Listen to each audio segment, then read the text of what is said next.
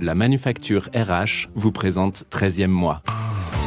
Mazars, c'est un des leaders en cabinet d'audit de conseil et fiscalité, donc autour des métiers du chiffre. On est présent dans 93 pays maintenant. Et moi, j'ai la chance d'aider RH pour la France, donc c'est 4000 collaborateurs. Nos enjeux, c'est comment on transmet de génération en génération et surtout, voilà, on a un renouvellement des équipes assez conséquent. C'est pas grave, mais c'est comment on reste attractif, comment on maintient cette culture d'entreprise, cet ADN.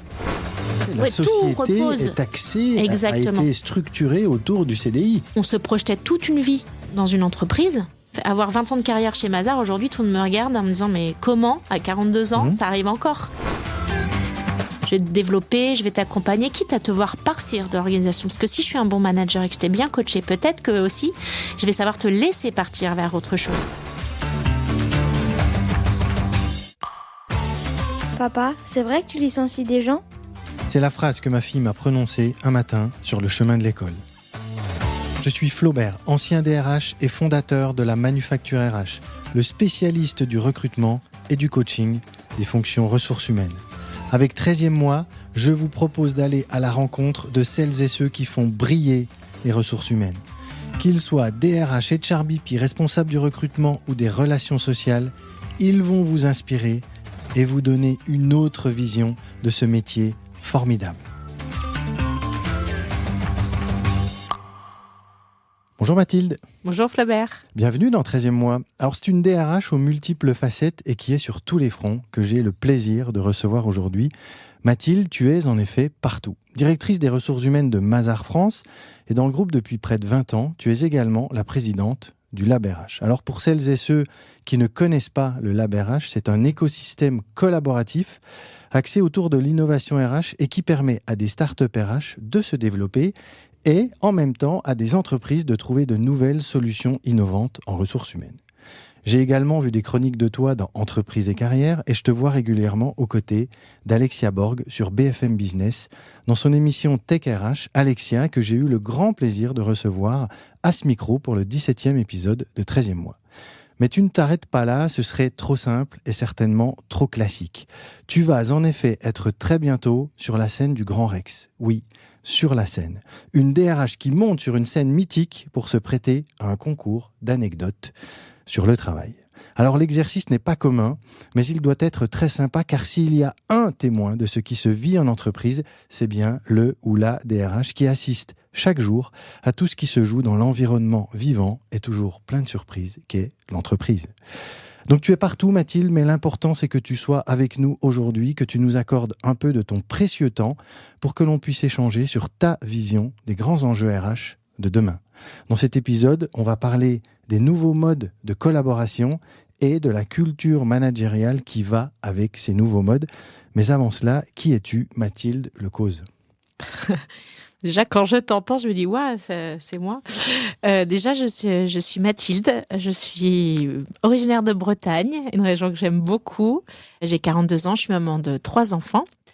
Et effectivement, j'ai croisé la route de Mazars il y a presque 20 ans. Et je pense que ça a d'abord été un coup de cœur avec une organisation, comme quoi on peut avoir encore envie de s'engager longtemps pour une organisation. C'est beau. Voilà, et rien ne me prédestinait à être DRH un jour. Donc, j'avoue, je suis toujours émerveillée d'entendre toute cette présentation en me disant, mais c'est vraiment moi. Dans quelle partie ? Parce que tu n'as pas commencé dans les RH. Non, en fait, je suis rentrée chez Mazars comme la plupart des collaborateurs en tant qu'auditrice financière. Donc, vraiment, en me disant, je vais rester 2-3 ans. Je vais apprendre à découvrir l'entreprise de l'intérieur. Je ne savais pas quoi faire en sortie d'école. J'avais fait une école de commerce, donc j'étais assez généraliste.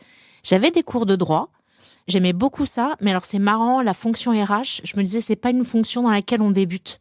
Je me sentais toute petite, en fait. Je me suis dit, les sujets à traiter sont tellement importants que j'imaginais une fonction vers laquelle on s'oriente avec de l'expérience. Donc c'est pour ça que je me suis pas posé un instant la question d'évoluer tout de suite en RH. J'ai plutôt saisi une opportunité qui s'est présentée à moi chez Mazars en me disant, je pense que ce qui me caractérise, c'est j'aime profondément les gens. Je pense plutôt quelqu'un de très empathique. Donc, de toute façon, les autres s'imposent à moi, puisque dans ma manière de penser, de vivre les relations, je me mets systématiquement à la place de l'autre, comment les autres vont ressentir les choses, qu'est-ce qu'ils vont en penser. Et j'insiste là-dessus, parce que pour le coup, je pense que c'est une qualité importante quand on est RH, en tout cas dans la manière dont je conçois la fonction RH, qui est de s'occuper des autres, d'avoir de la valeur rajoutée pour les autres. Et donc, passer par les métiers, moi, m'a beaucoup aidée en me disant, je pensais jamais un jour être DRH de Mazars, mais en tous les cas, je me suis dit, je vais essayer de contribuer peut-être à un quotidien un peu meilleur pour les collaborateurs en étant passé d'un côté et de l'autre. Mazars, tu peux nous dire quelques mots Oui, sur bien ce qu'est sûr. Mazars ? Alors Mazars, on est un des leaders en cabinet d'audit de conseil et fiscalité, donc autour des métiers du chiffre.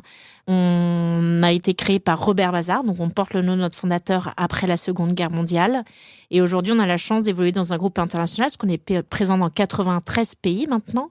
Plus de 40 000 collaborateurs professionnels qui peuvent intervenir pour nous. Et moi, j'ai la chance, parce que c'est vraiment un métier, un beau métier, d'être DRH pour la France. Donc, c'est 4 000 collaborateurs. C'est vraiment le berceau de notre aventure Mazars, puisque tout a été créé en France. C'est une marque française. C'est une marque française, exactement. C'est une des seules marques françaises. Alors maintenant, on dit, à vocation internationale, mais quand même d'origine française. Et c'est vrai nous, on est en concurrence à un marché qui est beaucoup trusté par les anglo-saxons. Donc, c'est aussi ce qui fait notre spécificité. Et une autre spécificité, c'est que notre moyenne d'âge est très jeune. Donc, sur 4000 collaborateurs, notre moyenne d'âge est de 29 ans, puisqu'on recrute des milliers, parce que cette année, ce sera plus de 1500 recrutements rien que pour la France. 1500 recrutements 1500 par an, voilà. Depuis 2 ans, puisque c'est boom d'activité, donc très bien. Mais avant, c'était 1 millier. Donc, oui, on a un recrutement très, très actif. On a aussi, c'est propre à notre industrie, 25% de taux de turnover. Donc, c'est plutôt nos enjeux, c'est comment on transmet de génération en génération. Et surtout, on a un renouvellement des équipes assez conséquent. C'est pas grave, mais c'est comment on reste attractif, comment on maintient cette culture d'entreprise, cet ADN, malgré quelque part, ce brassage des populations. Mais c'est un sujet pour nous qui n'est pas problématique, étant donné qu'on est vu comme un 3e cycle et on joue la carte à fond. C'est-à-dire qu'on se veut être le premier employeur de beaucoup de jeunes. On ne sera certainement pas le dernier, mais en tant que premier employeur aussi, on a une responsabilité. Qu'est-ce qu'on veut leur inculquer? Qu'est-ce qu'on veut leur transmettre pour leur première étape professionnelle? Il y a beaucoup de choses qui se forgent à ce moment-là, et donc on prend aussi notre rôle très au sérieux. Donc la belle histoire, c'est que tu peux commencer dans un groupe sur une partie technique et puis aujourd'hui, quelques années après, être DRH sur un périmètre de 4000 salariés. Moi, il y a un sujet que j'aime toujours aborder, c'est il y a plein de chemins qui mènent au RH. Et tu en es la preuve vivante. On n'est pas obligé de rentrer sur une partie spécifiquement ressources humaines, mais on peut passer par le technique. Ça apporte quoi, ça ? Je pense... alors, je ne dis pas qu'il faut être passé par les métiers pour être un très bon DRH, en supposant qu'on estime que j'en sois une bonne, mais moi, ça m'a aidé dans ma légitimité. Alors ça, je suis convaincue, malheureusement, parfois, alors, je ne critique pas du tout la profession. Je l'aime tellement que, justement, je veux aussi contribuer à sa transformation, d'où mes fonctions au sein du Lab RH. Mais je constate que quand je suis arrivée dans cette fonction-là, ce métier-là, moi, je venais avec pas d'utopie, pas de la naïveté. Je pense que c'était m'occuper des gens. Et je me suis dit, un des plus beaux métiers, c'est de faire en sorte que les gens aillent mieux.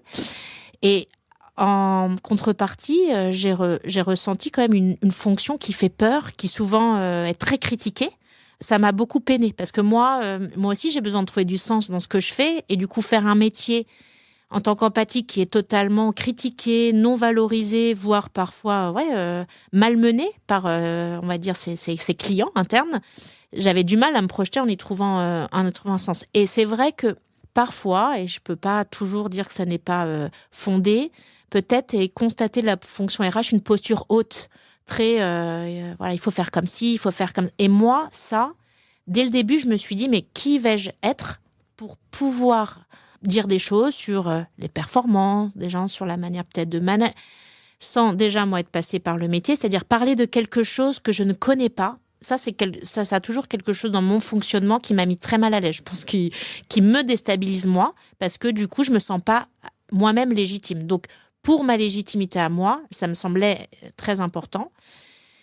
Ça l'est aussi pour mes équipes, dans le sens où aujourd'hui, quand on intègre une nouvelle personne, je demande à ce que soit fait soit un séminaire d'onboarding avec les métiers, soit des vies ma vie, soit une immersion sur le terrain, parce que je me dis, pour comprendre les autres, il faut les voir vivre.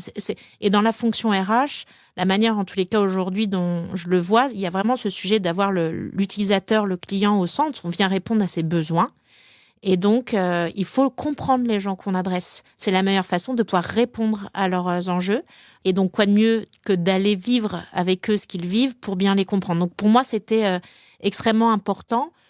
Mais je l'ai fait inconsciemment, je pense d'abord parce que peut-être que j'avais un sujet de légitimité personnellement par rapport à cette fonction-là. Et du coup, venir des métiers m'a beaucoup aidé. Donc, ce que j'entends dans ce que tu dis, parce que moi, ce que je souhaite aussi à travers ce podcast, c'est montrer ce qui se fait et ce qui se vit en entreprise.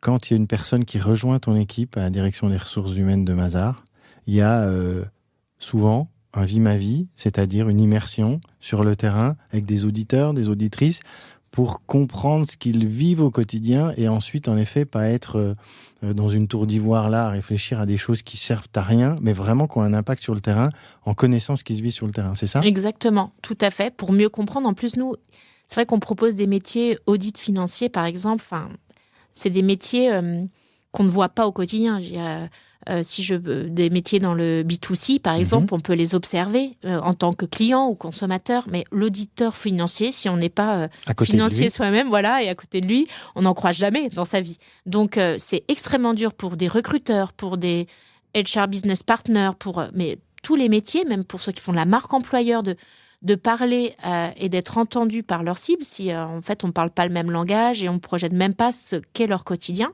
Et donc, oui, alors souvent les équipes reviennent en disant « là, c'est très loin de mon univers ». Je dis « c'est pas grave », mais au moins, quand vous pensez à eux, quand ils vous parlent de leur métier, vous arrivez à projeter visuellement dans quel cadre ils travaillent, quelles sont la nature de leurs interactions. En tout cas, je ne dis pas que ça permet de tout comprendre, mais c'est un b.a.-ba, je dirais, pour déjà être dans la vraie collaboration, en fait, avec ces interlocuteurs en interne. Encore un point là qui me vient par rapport à ce que tu as dit de ton parcours. Quand tu parles de Mazars, tu parles donc d'un turnover, tu parles d'une moyenne d'âge qui est plutôt assez faible, mais c'est normal ce turnover. Et cette première école de la vie professionnelle, je trouve très très belle cette image. C'est pas facile parce qu'on donne les premières bases à des personnes qui sortent de l'école. J'imagine que ça engage, ça responsabilise, et puis il faut savoir se réinventer aussi pour aller chercher ces profils, ces nouveaux profils, garder les meilleurs. C'est un vrai sujet, ça ? Complètement. Alors, moi, je pense qu'on a une vraie responsabilité, notamment dans l'incarnation du modèle managérial ou de leadership, parce que les gens qu'on a la chance d'accueillir dans notre organisation et d'accompagner sont quand même statistiquement, on le sait, sont des personnes qui comprennent vite, évolutives, qui ont envie de faire plein de choses et donc un jour auront aussi des responsabilités et à leur tour seront responsables. Et donc la manière dont on adresse ces sujets-là va forcément laisser une empreinte. Et je pense qu'on redonne ce qu'on a vécu. Donc ça, on a cette responsabilité-là de bien les adresser. Et après, effectivement, l'enjeu des jeunes est un sujet qui a toujours fait couler beaucoup d'encre. Ce qui est sûr, c'est que ce qu'on dit des nouvelles générations ces derniers temps, il y a toujours eu le phénomène des jeunes vis-à-vis de leurs aînés, mais ce qui est sûr, c'est que ce qui se passe plutôt en ce moment dans la société, ça va être notre sujet aussi, il y a une révolution silencieuse, de moins en moins silencieuse sur aujourd'hui la manière dont on adresse le sujet du travail dans notre société. Ce qui est sûr, c'est que ces jeunes générations qui n'ont connu que le numérique aussi, que ce nouveau monde, ont des attentes très particulières, sont souvent, je trouve aussi, en tout cas c'est une génération décomplexée à être le porte-drapeau de combats qui veulent peut-être mener plus largement une part plus importante de la société, mais leurs aînés qui ont connu l'avant, l'après, on a connu les codes avant, qu'est-ce qu'on a le droit de faire, qu'est-ce qu'on nous autorisait de faire, etc. Je pense qu'on est un petit peu plus timide sur la manière dont on souhaite révolutionner en fait ces sujets-là, et les jeunes beaucoup moins. Donc c'est vrai que c'est beaucoup plus challengeant parce que ils sont beaucoup moins dans le compromis. Donc soit on arrive tout de suite à répondre à leurs attentes maintenant, soit en fait ils vont aller voir ailleurs, et je parle même pas qu'en France, mais aujourd'hui on a vraiment une globalisation du marché du travail. Donc, je pense qu'on a des enjeux très culturels français à adresser, que n'ont pas nos pays voisins.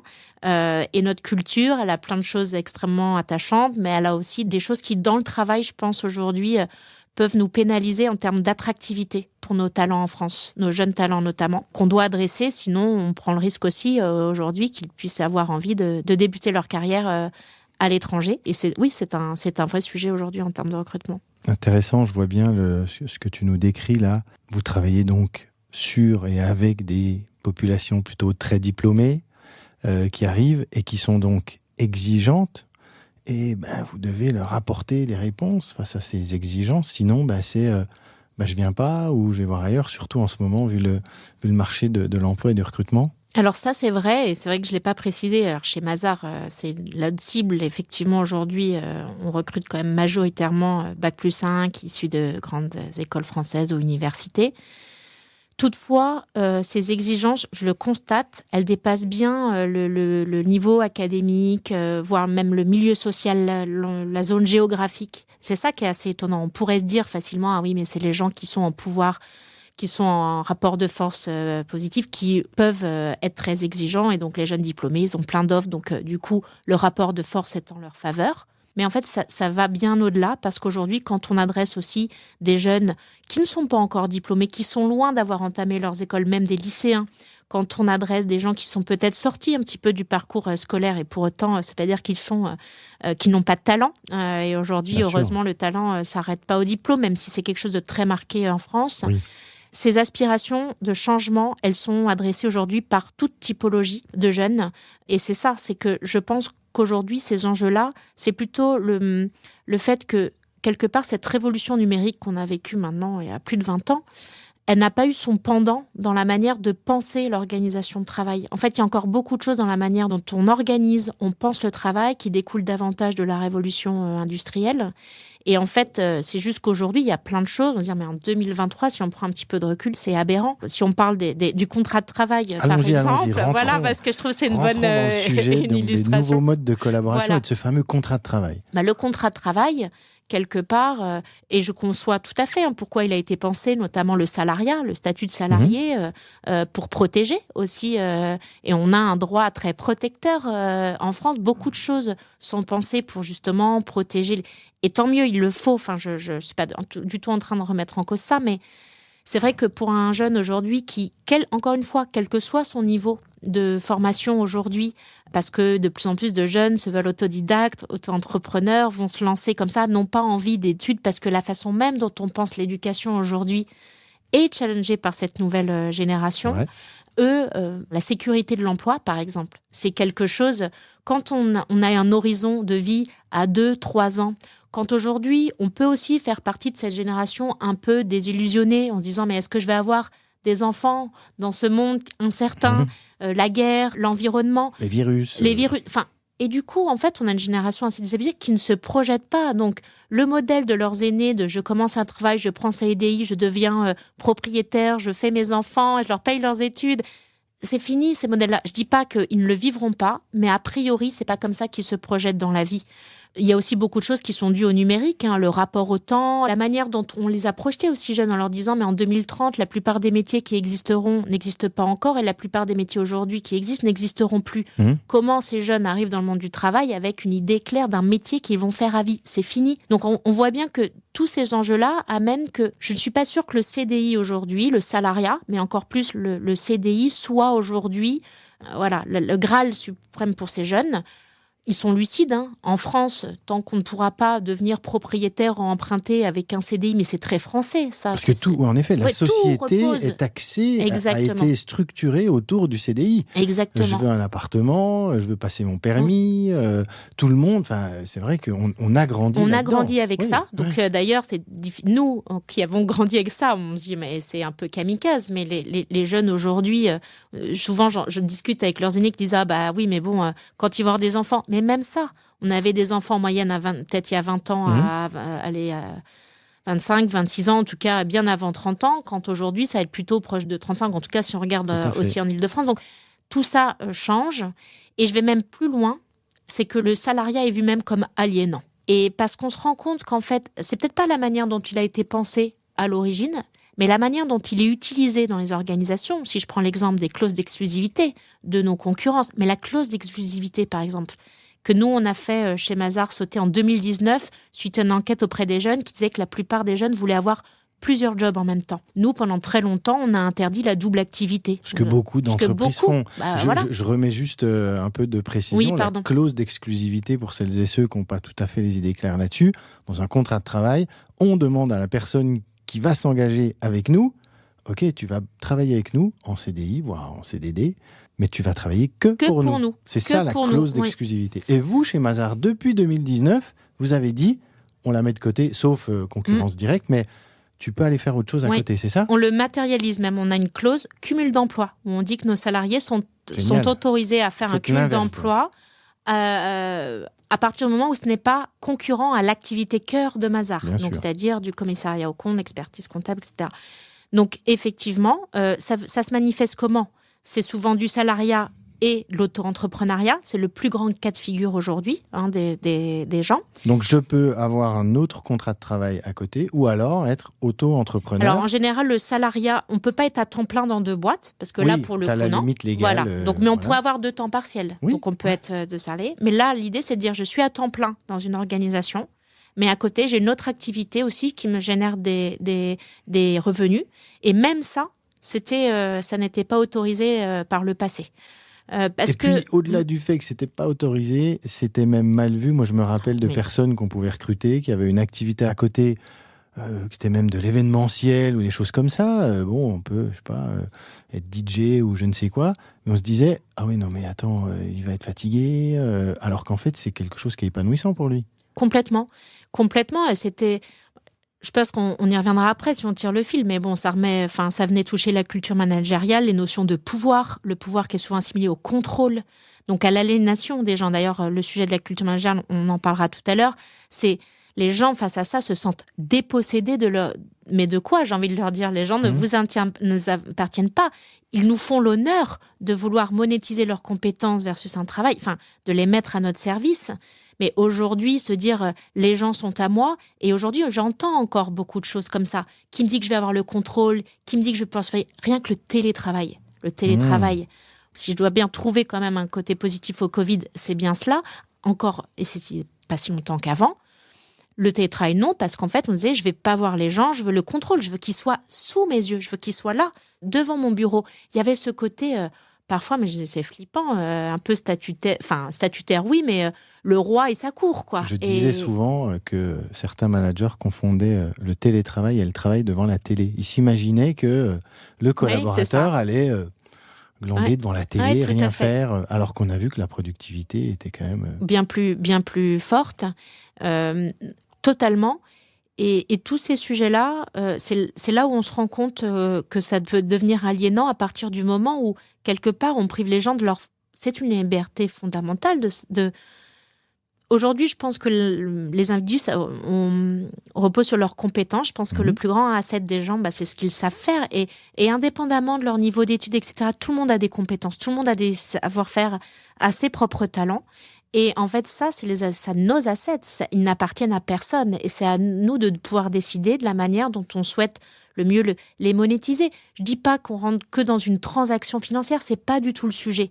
Mais le sujet, c'est de remettre un peu d'équilibre dans le rapport de force, justement.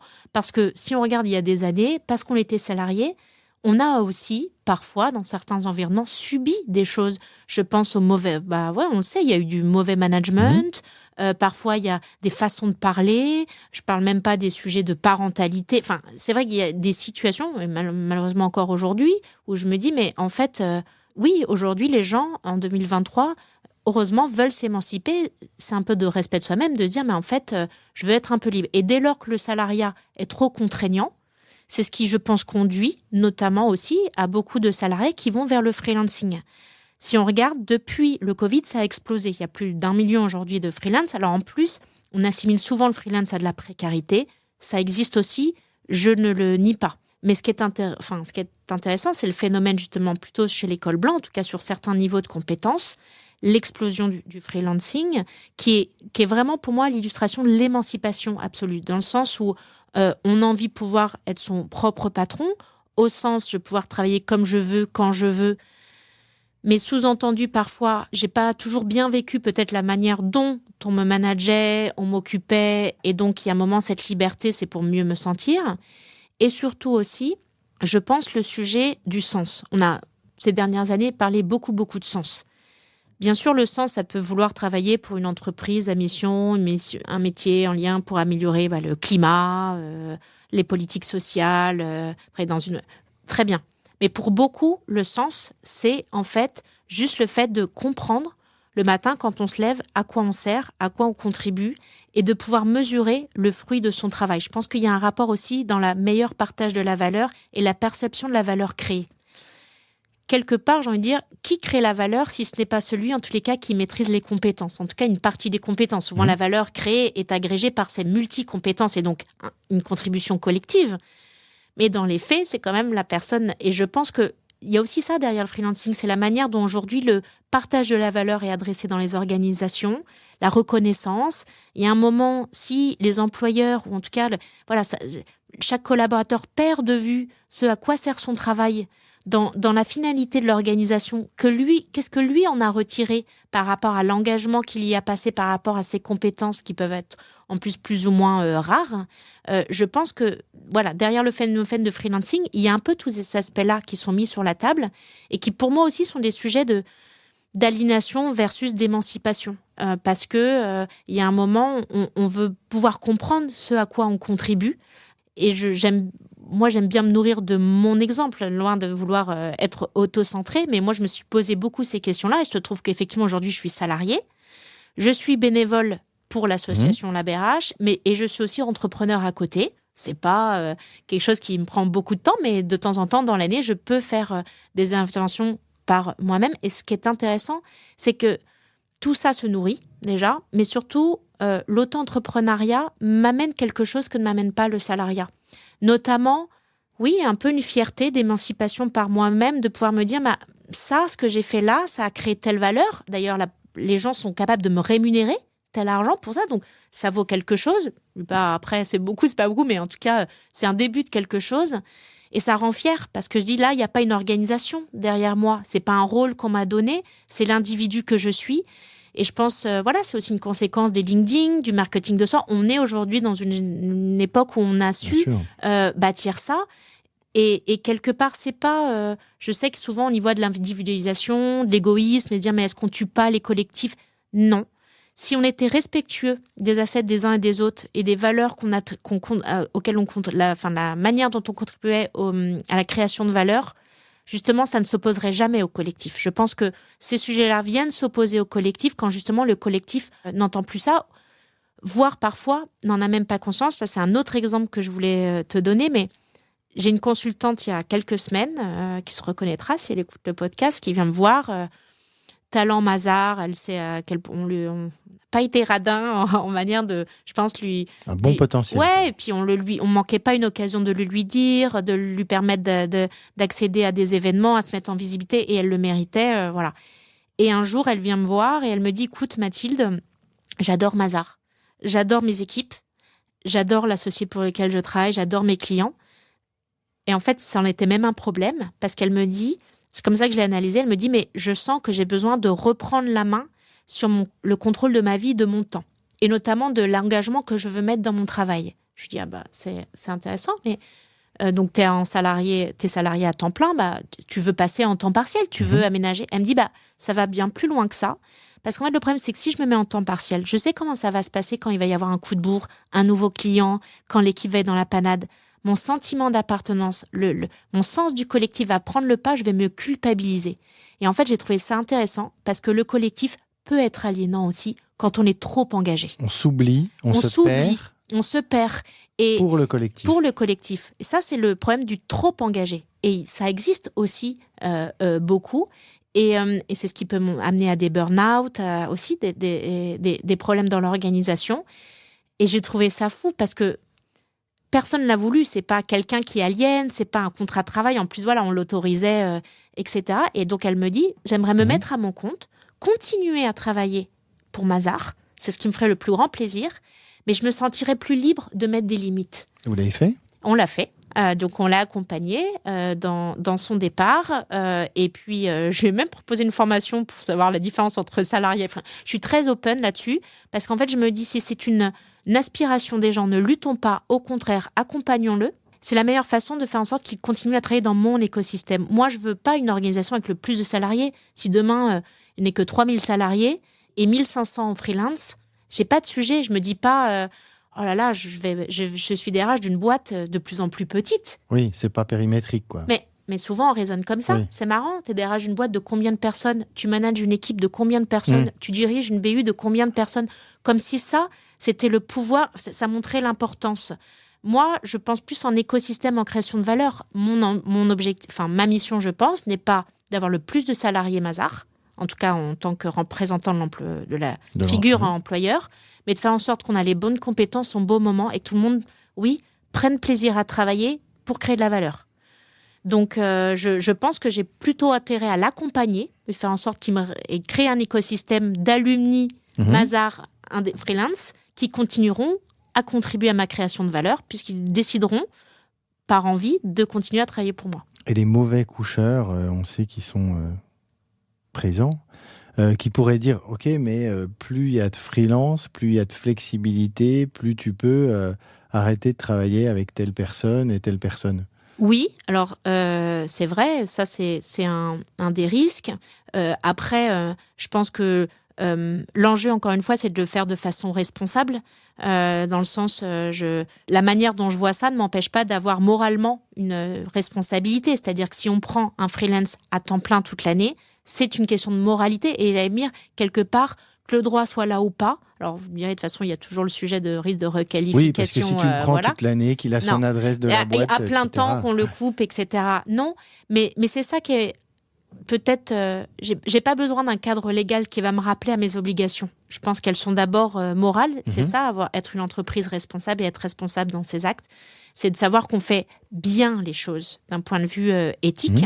Maintenant, il y a plein de choses à mettre en place. On peut très bien aussi, d'un point de vue éthique, décider, on ne veut pas, par exemple, Mazars ne doit représenter que 50% de ton actif. On peut aussi, nous, décider de mettre des garde-fous. Ou alors sur une durée, et dire, non, on va travailler avec toi pendant X temps, donc ça donne une perspective. Exactement. Donc ça donne une flexibilité qui n'existe pas aujourd'hui. Qui n'existe pas et qui est très difficile à intégrer pour les organisations, parce que cette flexibilité, effectivement, il y a le sujet de on ne va pas travailler tout le temps, mais il y a aussi des compétences dont on n'a pas besoin à plein temps dans l'organisation.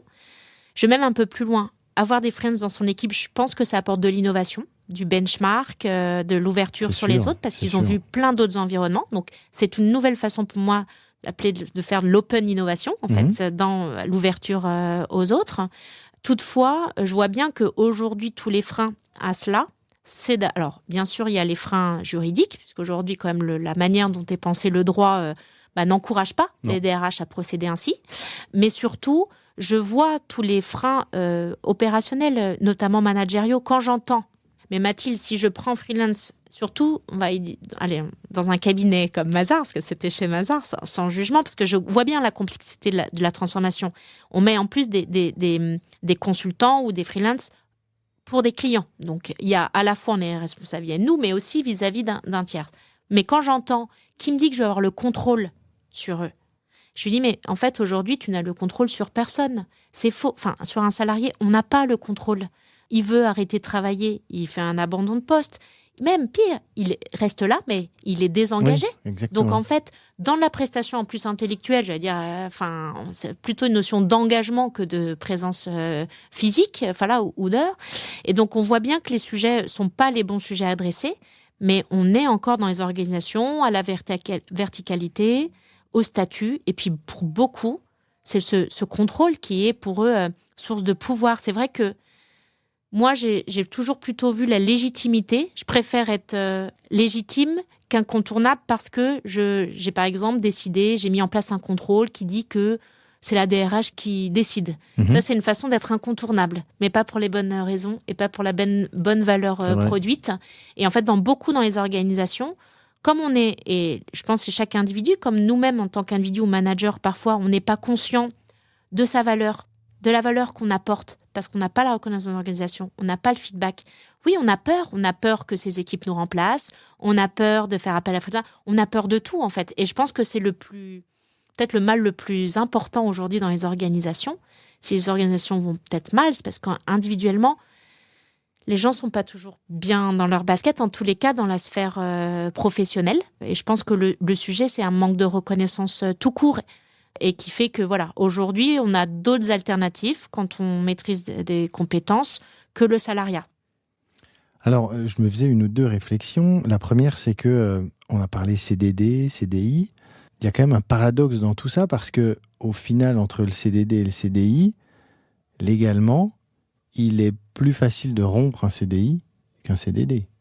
Il faut une faute grave, il faut des motifs, on va dire, renforcés pour le CDD. Bon, comme quoi, alors, on a instauré le CDI comme le truc sur lequel toute la société avait axé les choses. Le CDD est venu un peu, comme ça. Voilà, ça c'était juste... Non, mais c'est vrai. Mais pour autant, le CDD, comme il était il n'était sans indéterminé. Voilà. Contrepartie du mais ça marchait encore terme. Une fois à une génération où on se projetait toute une vie dans une entreprise. Avoir 20 ans de carrière chez Mazars, aujourd'hui, tout le monde me regarde en me disant mais comment, à 42 ans, ça arrive encore limite, c'est un problème. C'est fou, en fait. On me dit, je dis, mais moi, j'ai fait plein de métiers différents. Peut-être que j'ai encore 10 opportunités différentes. Enfin, et surtout si tu fais des choses à côté. Oui, surtout. Plus. Alors, ça, je suis convaincue, ça crée de la rétention. Ça, moi, je suis lucide me concernant par rapport à ça. Mais effectivement, je pense que voilà, c'était une époque avant où on disait je vais rester 20 ans. Et c'est un peu par contre ce que je regrette aujourd'hui, c'est que parfois j'entends, j'adore, je suis super, j'adore les gens, mais je vais quand même bouger. C'est-à-dire que c'est has-been. En fait, c'est comme si on l'avait mis dans la tête, mais on ne sait même plus pourquoi on veut bouger. On est un peu dans le truc inverse. Ouais, c'est ça, c'est qu'il ne faut pas rester, mais pèse. Et pour ça que je digresse un peu, mais moi j'aime bien aussi travailler sur le sujet du onboarding, en sens on peut décider de rester, que lorsqu'on a un choix à faire. Parce que rester, c'est faire le choix. Enfin, l'engagement, c'est faire le choix d'être là, à ce moment-là, pour cette firme-là. Et donc, du coup, il faut pouvoir avoir des opportunités de départ ou de rester. C'est à chaque fois à ce croisement des chemins qu'on se dit « Ah, attends, je fais le pour et le contre, et voilà ». Mais c'est ça que je regrette un peu aujourd'hui. Je trouve que ça se fait pas tant que ça. Et surtout, souvent, on veut partir pour partir, en partant du principe qu'ailleurs, ce sera forcément mieux. C'est loin d'être toujours le cas, en tous les cas. Et c'est pour ça aussi que les salariés boomerang, c'est aussi un vrai sujet aujourd'hui. Beaucoup de gens, beaucoup de Français reviennent dans leur entreprise parce qu'en fait, ils se rendent compte que l'herbe n'est pas toujours plus verte ailleurs. Ça fait un bel ambassadeur pour les prochains de dire lui, il est allé voir ailleurs et discuter avec lui et tu verras ce qu'il a constaté. L'autre réflexion que je me faisais, souvent, on est en train de se dire le marché de l'emploi, là, taux de chômage est en train de baisser. Il y a plein de gens qui sont en train de chercher des profils à droite à gauche. Est-ce que, selon toi, moi, c'est un truc qui me trotte dans la tête là depuis quelques temps, et ça, c'est très bien qu'on en parle, la montée du freelancing fait aussi que cette ressource est en train de s'appauvrir. C'est-à-dire qu'il y a de moins en moins de personnes qui cherchent potentiellement un CDI. Souvent, on entend les employeurs, moi, les clients qui me contactent pour faire du recrutement, mais ils me disent, mais ils sont passés où ? Est-ce que, selon toi... Oui. Ah oui, et là, il se trouve qu'il y a quelques mois, donc avec le Lab RH et Mazars et Malte, donc Malte qui est le leader en termes de plateforme justement de freelance, on a sorti un rapport de prospective pour montrer que c'était bien le sujet. Il y a aujourd'hui plus d'1 million de freelance. Encore une fois, on a l'image souvent de précarité de gens non qualifiés. Ça n'est pas vrai, ça n'est pas ça. Aujourd'hui, des DRH, des développeurs, des marketeurs, des financiers, des gens avec plein de compétences tech, ça on était habitués dans ça, sont à leur compte. Et pour eux, il est inenvisageable d'aller dans le salariat. Et donc, en fait, ça veut dire que, compte tenu de nos enjeux de recrutement aujourd'hui qui sont déjà extrêmement compliqués, on est prêt à se couper d'1 million de compétences. En fait, oui, j'ai envie de dire aujourd'hui, c'est un peu kamikaze de ne pas y voir ce vivier de talent qui peut justement accompagner nos organisations. Et je vais même plus loin. La sphère publique est moins mon terrain de jeu. D'autres savent très bien le faire. Mais quelque part, parfois, j'ai envie de leur dire, mais c'est même pour aider le développement des organisations. C'est-à-dire qu'aujourd'hui, les risques légaux qu'ils pèsent sur les entreprises font que les DRH disent, moi, je voudrais bien jouer avec les freelances, mais pas envie qu'il y ait une requalification. que l'URSSAF vienne me... Enfin, encore une fois, qui a choisi quoi ? Et en fait, ça peut freiner même le développement des organisations, parce qu'aujourd'hui, c'est à la fois le fait que les gens veulent plus être en salariat, mais c'est aussi le sujet que les compétences dont les organisations ont besoin pour leur développement, elles sont de plus en plus nombreuses. C'est-à-dire que, c'est ça qui évolue depuis des années, c'est que maintenant, on a plein de compétences dont on n'entendait pas parler il y a 20 ans. Ah oui. Et aujourd'hui, on ne peut pas tous les internaliser à plein temps. C'est utopique. Donc, de toute façon, il faut bien un fonctionnement un peu différent, parce que devant ce gros volume de compétences dont on a besoin, il va falloir des modèles beaucoup plus flexibles, parce que toutes les organisations n'ont pas besoin en plein temps, ne peuvent pas toutes se les rémunérer sous forme de salariat, etc. Donc, je dirais, oui, c'est à la fois pour nous aider à recruter, mais aussi pour aider les organisations à faire face aux défis qu'elles ont dans les années à venir. Ok, génial. Là, on a pris une bouffée d'air, de perspective, de prospective. Donc, on va continuer en allant justement, tu l'as un peu abordé, mais sur comment se mettre au diapason, managérialement parlant, de ces nouveaux modes de collaboration, de tout ce qui bouge. Alors, ça a commencé avec le télétravail. J'ai pour habitude de dire qu'un mauvais manager en présentiel devient un très mauvais manager en distanciel. Donc, là, si on pousse encore un peu plus loin, on doit manager des gens qui ne travaillent pas que pour l'entreprise. Tout à l'heure, tu as abordé le sujet d'avoir la main dessus, là, le manager qui dit moi, j'ai plus la main sur mon équipe, quoi. Ça aussi, c'est un côté un peu à l'ancienne, là. Complètement, et effectivement, tu disais, et ça m'a beaucoup marqué pendant le Covid, parce qu'on me demandait, mais c'est quoi le management ? Enfin, Mathilde, il faut que tu nous apprennes ce que c'est le management à distance. Et j'ai dit, mais je suis pas sûre qu'il y ait un management à distance et un management physique. Je pense qu'il y a un management tout court. Le problème, c'est qu'en fait, en ayant le télétravail, on s'est rendu compte que les gens ne savaient pas manager. Manager au sens aujourd'hui, ce qu'on appelle management. Et je fais pas du tout une critique. C'est qu'en fait, je pense que pendant des années, le management, c'était pas un rôle en tant que tel dans les organisations. C'était un attribut, moi je le vois limite comme un attribut statutaire de réussite, dans le sens on évoluait verticalement.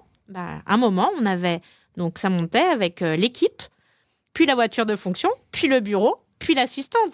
Et en fait, on a aussi toute une génération qui a vécu dans ce monde du travail-là ou avec ses attributs statutaires et qui aujourd'hui, c'est pour ça que le flex office, quand on n'a plus son bureau, les voitures de fonction, quand on est sur la mobilité verte, les assistants de direction, on essaye de valoriser les postes. Et que je veux dire, à l'ère du numérique aujourd'hui, avoir quelqu'un qui va passer... c'est plus facile. Non, mais là, je coupe juste, mais quelle révolution, quoi. Oui, quelle évolution. Quelle là, tu viens de prendre 3 choses extraordinaires. Ouais. On n'a plus de bureau, on n'a pas spécialement de voiture parce qu'à un moment donné, faut faire autre chose. Et puis, c'est vrai que le poste de l'assistante qui était... Alors, les assistantes trouveront, on n'est pas en train de dire que ça n'a pas de sens, leur job, mais... Il évolue en tous les cas, il n'est plus comme il l'était avant. Elles peuvent peut-être avoir une autre valeur ajoutée que juste de gérer, passer des coups de fil et puis gérer un agenda. Ouais, j'adore, là. 3 exemples qui montrent, hop là, tout et le dernier, je pense que c'était le management, parce que c'est vrai que moi, combien de fois, d'ailleurs, c'est un peu cynique, mais il n'y a aucune critique, c'est que souvent, même en tant que DRH, on dit une DRH de boîte de combien de personnes ?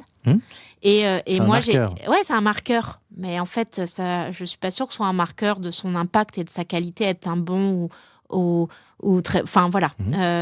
Mais c'est vrai que c'est très emprunt. Et c'est très marqué dans la profession. Et puis les managers, mais moi, combien de fois j'ai assisté à des comparaisons de taille d'équipe, parce que plus on avait de personnes sous sa responsabilité, plus ça voulait dire qu'on pesait dans le game, comme on avait du poids, etc. Et je pense qu'aujourd'hui, où on place le management comme celui qui va être le facilitateur, c'est-à-dire non pas le spécialiste de tout, et ça, il y a aussi cet enjeu-là, c'est qu'on est venu beaucoup sur l'expertise. Et je pense qu'aujourd'hui, le manager, déjà, on devient manager de métier. Et enfin, parce que manager, c'est un métier. Tout le monde ne peut pas s'inventer du jour au lendemain manager. Il y a des choses qui s'acquièrent, mais je pense aussi qu'il y a des choses... moi, je suis pas faite pour être ingénieur en microélectronique, et peut-être plus pour manager, et inversement. Donc, je pense qu'il y a aussi des profils de gens faits pour des métiers ou pas. Et le management, en fait, à chaque fois, et c'est peut-être la chose que je trouve la plus importante, c'est Maintenant, vous êtes au service des autres et c'est pas l'inverse. Et c'est là où ça a changé. Avant, j'avais des gens qui me reportaient, ils travaillaient pour moi. Moi, maintenant, en tant que manager, j'estime être au service des autres. Mon job, c'est de faire en sorte de faciliter et de leur permettre d'atteindre leurs résultats. Et aussi me dire, en fait, je suis lucide, je peux pas tout maîtriser. Comme on disait, aujourd'hui, il faut maîtriser tellement de compétences que quelqu'un qui a toutes les compétences, c'est très, très rare. Donc, forcément, le manager, il doit dire, OK, je vais aller chercher les meilleurs sur les thématiques autour de moi. Par contre, je pense que le rôle du manager, c'est de comprendre les enjeux macro. C'est de pouvoir se dire quelle équipe je vais créer là pour tel enjeu. Donc, c'est dépasser les sujets d'ego, de statut, de force. Parce qu'il y a plein de sujets où, je prends l'exemple, alors moi, je suis très à l'aise, ne venant pas du sérail RH d'origine, je veux dire, la connaissance du droit, enfin, je suis pas une... Moi, si on me cherche une DRH spécialiste de tous les tests du droit social, OK, c'est pas moi. Par contre... Tu es entouré des personnes. Voilà. Mais par contre, je comprends les enjeux de transfo, de techno, de marque employeur, d'e-réputation, et puis aussi suffisamment de technique pour comprendre ce que me disent les experts d'un point de vue légal. Mais j'ai surtout mon experte à mes côtés et je n'ai pas de honte à dire qu'elle est bien meilleure que moi et selon les enjeux, c'est elle qui prend le lead. Moi, je dois juste m'assurer de comprendre ce qu'elle me dit et après, c'est moi quand même qui fais les arbitrages. Je prends mes risques, mais je l'écoute. Et ça va être la même chose sur les sujets de communication, les sujets de data, les sujets tech, voilà. Donc, ça complexifie encore plus le rôle de manager, mais surtout, il n'y a rien de statutaire là-dedans. Moi, je n'ai que des devoirs et je n'ai pas de droits. Dans la manière, en tous les cas, je vois le rôle. Et c'est sûr que ça, aujourd'hui, pour des gens qui ont connu, je ne dis même pas qu'ils s'épanouissent là-dedans, quand on n'a connu qu'un modèle, mais qui ont connu le modèle ancien, c'est hyper déstabilisant de dire, mais en fait, c'est ça aujourd'hui le manager. Donc oui, ça lève plein de... Mais attends, mais...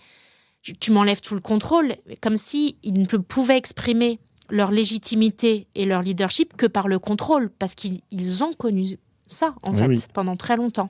Et je pense qu'ils ont peur de pouvoir exprimer peut-être leur légitimité autrement. Bah oui, s'entourer d'experts ou de meilleurs que soi, c'est prendre le risque qu'un jour il arrive à notre place. Mais moi, je me dis, je pense que c'est ça le rôle de manager. Mais... J'aime bien ce que tu dis, ça me fait penser à deux choses. La première, j'avais lu un article une fois, quand tu dis être au service des autres, j'avais lu un article une fois, le titre m'avait interpellé. La personne, c'était une demoiselle, qui disait « J'ai été scout et aujourd'hui je suis un bon manager ». Alors j'ai jamais été scout de ma vie, mais elle expliquait comment dans le scoutisme ou ce qui s'apparente au scoutisme, il y a plein d'autres choses qui font ça, plus tu montes, plus tu es au service des autres. Et elle expliquait qu'elle avait puisé tout ça dans ce qu'elle avait vécu, elle, jeune, en étant de plus en plus au service des autres. Et l'autre chose à laquelle ce que tu dis me fait penser, c'est que au-delà du manager que tu es, il y a le manager que tu incarnes. Qu'est-ce que tu renvoies comme image de manager à ton équipe ? Et je pense qu'il faut aussi faire le lien avec cette crise du management qu'on a connu des jeunes générations récemment, là, qu'on dit « j'ai pas envie d'être manager ». Parce que moi, j'ai vu le mec du dessus qui me manageait, ça m'a pas fait du tout rêver. Et en effet, si tu es un manager bien dans tes baskets, que tu es au service des autres, que tu incarnes le truc, tu vas créer des vocations de manager, des personnes que tu as pu manager. Oui, complètement. Ça, tu as raison. Oui, on a beaucoup entendu les jeunes, ils veulent plus manager, mais en fait, je pense que c'est le miroir de ce que peut-être le rôle leur a été renvoyé. On a mis manager des gens, pas que, mais certains dont c'était pas peut-être l'appétence et la compétence première, et c'est pas grave.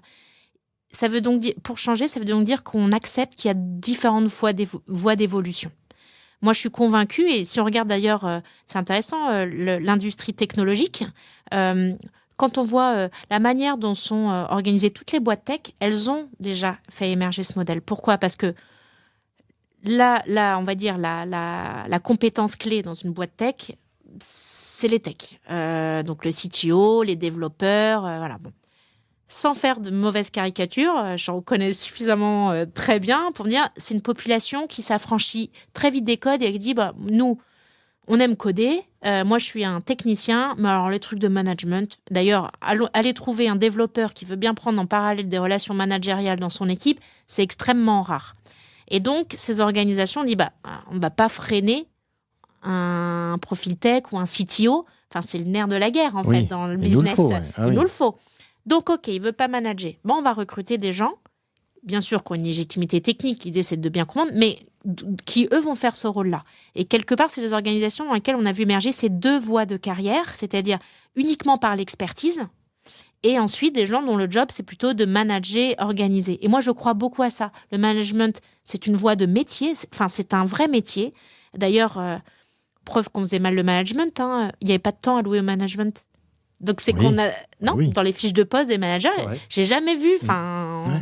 Et combien de fois on entend « Ah, mais ça prend du temps de manager ». Bah oui, c'est énormément de temps. C'est ton job. C'est ton job. C'est ton cœur de métier. Mais souvent, on a tellement à produire en plus qu'en fait, on est attendu d'abord pour la production. C'est rare qu'on attende la production après avoir fait le management. Et donc, dès lors qu'on aura des vrais managers de métier dans les organisations, leur job n'est pas de produire, en tout cas, ou de produire du collectif, mais de vraiment passer du temps à manager, je pense, et de façon indépendante à l'expertise en disant l'un ne freine pas l'autre, c'est-à-dire que ce sont des carrières différentes. Il faut dans les organisations avoir les deux. Je ne suis pas en train de dire que l'expertise ne sert à rien, mais le management est tout aussi important. Être un très bon expert, aujourd'hui, ce qui est sûr, c'est qu'un mauvais management détruit la valeur. On peut être le meilleur des experts. Si on ne sait pas manager, on se retourne, il n'y a plus personne, ça s'écroule. Par contre, je reste convaincue qu'on peut être un très bon manager, pas forcément le meilleur des experts, mais si on est un très bon manager, on arrivera à s'entourer et donc quand même à y arriver. Donc j'allais dire même, tout le monde n'est peut-être pas convaincu du sujet, mais moi je pense que le nerf de la guerre aujourd'hui, c'est les managers. C'est les leaders et les managers, ces gens qui vont donner envie de s'engager, de se dépasser, de se développer, qui vont accompagner. Et c'est de ça dont on manque cruellement, je pense, dans les entreprises. En fait, tu parles de ce fameux syndrome qu'on a connu pendant très longtemps du bon technicien, qui devient expert. Puis un jour, on se dit, c'est lui ou c'est elle va prendre l'équipe. Sauf que il n'est pas accablé pour ça. Et souvent, il va même rester dans sa zone de confort, à rester dans de la technique, là où il doit être sur de l'humain, et là où il doit faire grandir les gens. Cet entraîneur entraînant et qui doit les développer, c'est ça en fait ? Exactement. J'ai même... c'est pas évident parce que dans le management, il y a deux managements. Il y a pour moi le management opérationnel quand même, c'est-à-dire en fait, je vais te guider pour atteindre les résultats escomptés de l'équipe, du département, etc. Mais il y a aussi le management au sens gratuit, au sens don de soi aux autres. Je vais te développer, je vais t'accompagner, quitte à te voir partir de l'organisation. Parce que si je suis un bon manager et que je t'ai bien coaché, peut-être que aussi, je vais savoir te laisser partir vers autre chose. Et ça peut sembler contre-intuitif avec les objectifs de l'organisation. Après, on peut se dire ça restera un ambassadeur heureux, c'est bon pour la marque employeur, c'est ce qui fera recruter, ça j'en suis convaincue, mais opérationnellement, c'est un dilemme aujourd'hui d'être manager parce que parfois, on doit quand même rendre des résultats et puis il y a quelque chose qui, encore une fois, doit être beaucoup plus dans le don.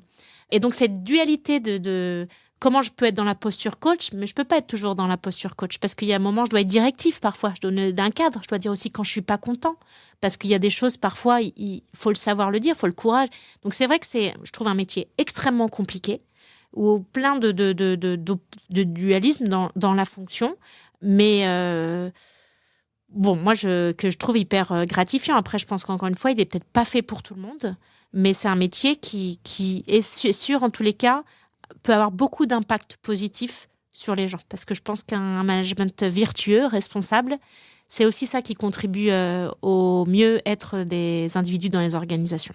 Et ça, on reconnaît là la voix et l'envie de la DRH qui est comment bien contribuer au bien-être, au mieux-être dans les organisations. Mathilde, merci beaucoup pour ce voyage qu'on a fait. Là, on s'est projeté, on a parlé nouveaux modes de collaboration, management, de plein de choses. Donc vraiment, merci beaucoup. On va conclure avec les 3 questions que j'ai l'habitude de poser à mes invités. La première question, c'est quel conseil tu donnerais à la jeune Mathilde de 25 ans qui débuterait sa carrière professionnelle dans les RH ? Elle ne débuterait pas dans les RH, normalement. Elle ne savait pas qu'elle irait. Aujourd'hui, rien n'est parfait. Enfin, je dis pas que... Mais je n'ai rien à regretter. En fait, je lui dirais...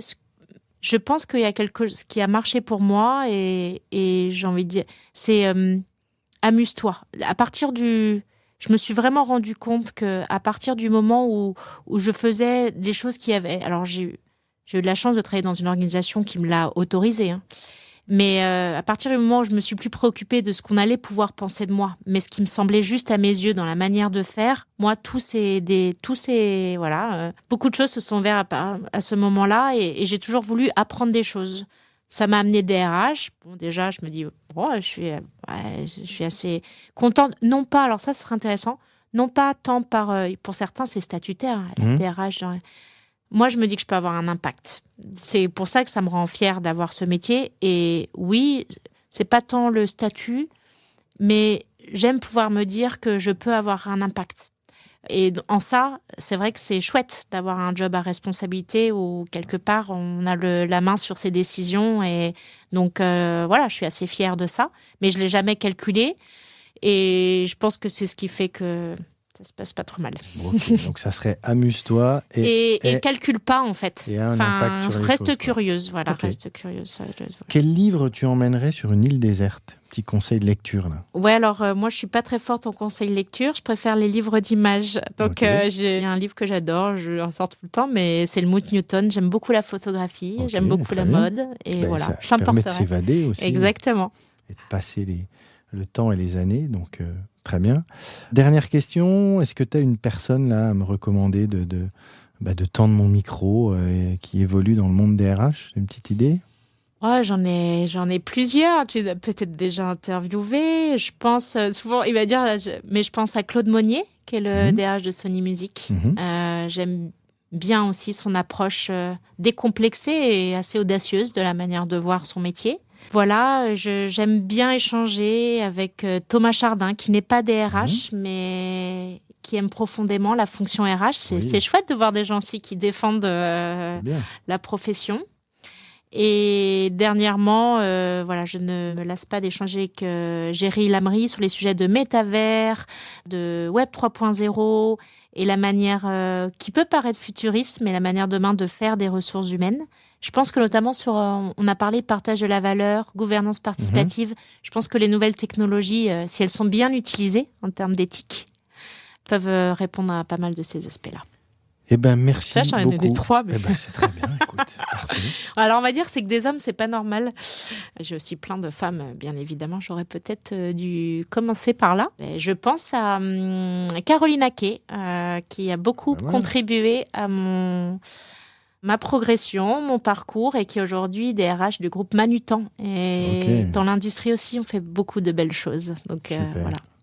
Eh ben, merci beaucoup Mathilde. Et puis, écoute, on va suivre toutes tes aventures, ok ? Merci beaucoup. Merci pour à toi. l'invitation. À bientôt. Au revoir.